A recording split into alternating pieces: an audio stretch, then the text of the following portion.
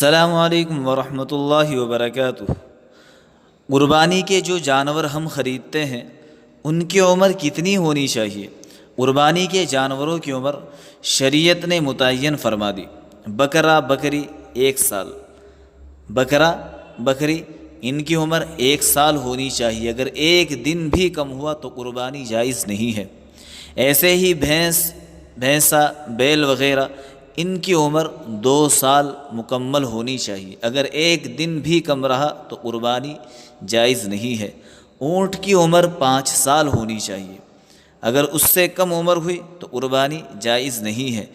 ہاں، بھیڑ اور دمبا اگر یہ 6 مہینے کے ہو لیکن دیکھنے سے 1 سال کے معلوم ہوتے ہو تو ان کی 6 مہینے میں بھی قربانی درست ہے، جائز ہے۔ Subscribe Maulana Farman Nasim to get more videos.